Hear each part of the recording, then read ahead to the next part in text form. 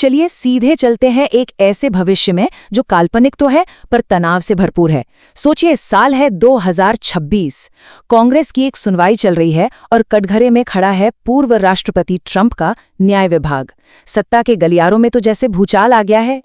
और सुनवाई की शुरुआत होती है इस धमाकेदार आरोप के साथ। सोचिए, सिर्फ एक लाइन और इसने पूरे टकराव का स्टेज सेट कर दिया है।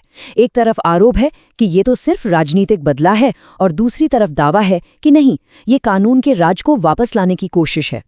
तो ये पूरा ड्रामा हो कहाँ रहा है?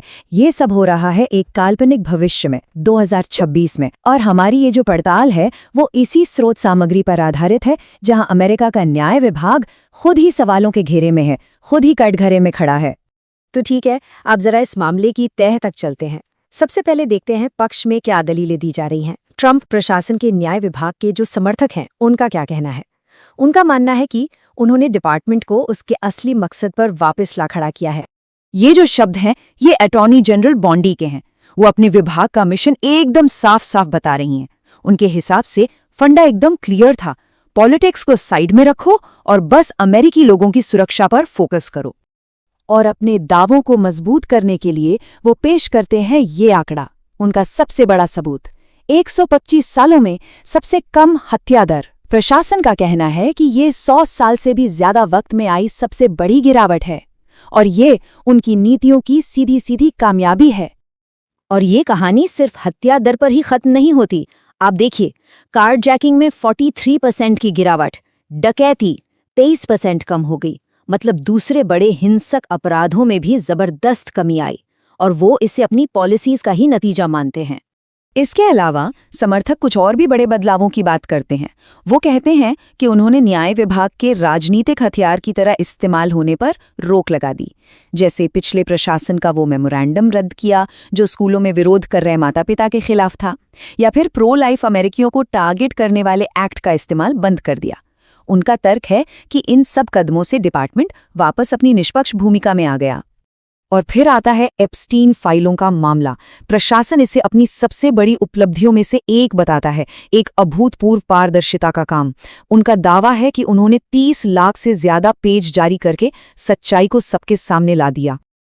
लेकिन हर कहानी के दो पहलू होते हैं और दूसरा पहलू एक बिल्कुल अलग, एक बहुत ही डरावनी तस्वीर पेश करता है। तो चलिए अब नजर डालते हैं विपक्ष के तर्कों पर, यानी उन गंभीर आरोपों पर जो न्याय विभाग के खिलाफ लगाए जा रहे हैं। एप्स्टीन फाइलों की ही बात कर लेते हैं। यहाँ दोनों पक्ष आमने सामने हैं। प्रशासन का दावा है, हमने पीड़ितों की रक्षा के लिए फाइलें जारी की, जबकि आलोचकों का कहना है, नहीं, असली दोषियों के नाम छिपाए गए और पीड़ितों के नाम उजागर कर दिए गए। इसे वो एक बहुत बड़ा कवर अप कह रहे हैं। और इस पूरी बहस के बीच एक सर्वाइवर की ये आवाज सुनिए। ये शब्द बताते हैं कि इस फाइल रिलीज का इंसानी पहलू क्या था। ये महज कोई राजनीतिक बहस नहीं रह जाती जब कोई कहता है कि सर्वाइवर्स को डराने और उन्हें सजा देने की कोशिश है। आलोचकों का सबसे बड़ा आरोप यही है कि न्याय विभाग को राजनीतिक बदला लेने का एक औजार बना दिया गया था। उनकी लिस्ट लंबी है, जेम्स कोमी से लेकर लटिशिया जेम्स तक। कहते हैं कि राजनीतिक दुश्मनों को चुन चुन कर निशाना बनाया गया, यहाँ तक कि उन करियर प्रोसिक्यूटर्स को भी बाहर का रास्ता दिखा दिया गया जिन्होंने आदेश मानने से इनकार कर दिया। और लेटिशिया जेम्स वाला मामला तो अपने आप में एक पूरी कहानी कहता है। देखिए, एक करियर प्रोसिक्यूटर था एरिक सेबर्ट। उसे कोई सबूत नहीं मिला तो उसे हटा दिया गया। उसकी जगह कौन आया? लिंजे हैलिगन, जो ट्रंप की वकील थीं। बाद में एक जज ने उनकी नियुक्ति को खुले तौर पर गैरकानूनी बताया और तो और 2 अलग अलग ग्रैंड जूरी ने केस चलाने से ही इनकार कर दिया। अब जरा सुनवाई से एक कदम पीछे हटते हैं और एक बड़े सवाल पर गौर करते हैं। एक राष्ट्रपति की शक्तियों की सीमाएं आखिर हैं क्या? ये सवाल हमें सीधे संवैधानिक पृष्ठभूमि तक ले जाता है जो इस पूरी बहस की जड़ में है। तो बात आती है 25वें संशोधन की। ये है क्या? बहुत सीधे शब्दों में समझें तो ये अमेरिकी संविधान की वो गाइडबुक है जो बताती है कि अगर कोई राष्ट्रपति अपना काम करने में असमर्थ हो जाए तो क्या किया जाएगा। और इस संशोधन का सेक्शन 4 ये खास तौर पर बहुत महत्वपूर्ण है। क्यों?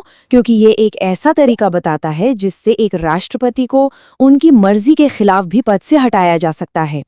शर्त यह है कि उन्हें अपने पद की शक्तियों और कर्तव्यों को निभाने में असमर्थ माना जाए।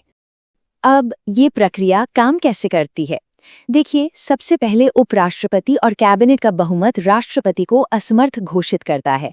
इसके तुरंत बाद उपराष्ट्रपति एक्टिंग प्रेसिडेंट बन जाते हैं। हाँ, राष्ट्रपति इसे चुनौती दे सकते हैं, लेकिन तब मामला कांग्रेस के पास जाता है और कांग्रेस को 2/3 बहुमत से फैसला करना होता है कि एक्टिंग प्रेसिडेंट बना रहेगा या नहीं। तो आखिर में हम कहाँ खड़े हैं? ये सुनवाई हमें न्याय की दो बिल्कुल अलग-अलग, एक दूसरे से एकदम जुदा तस्वीरों के सामने लाकर खड़ा कर देती है। ये पूरा संघर्ष इन दो विचारों में सिमट जाता है।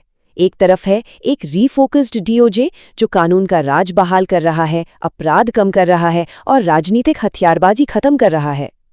दूसरी तरफ है एक भ्रष्ट डीओजे जो राजनीतिक बदला ले रहा है, अपने सहयोगियों को बचा रहा है और दुश्मनों को निशाना बना रहा है। विभाग एक ही है, लेकिन नजरिए दो हैं और हकीकतें भी दो दिखाई देती हैं। और ये सब हमें एक बहुत बड़े और गहरे सवाल पर लाकर छोड़ देता है। जब खुद न्याय ही कटघरे में खड़ा हो, तो आखिर फैसला कौन सुनाएगा? जब सिस्टम पर ही सवाल उठने लगे, तो अंतिम निर्णायक कौन होगा? ये एक ऐसा सवाल है जो किसी भी लोकतंत्र की नींव को हिला सकता है।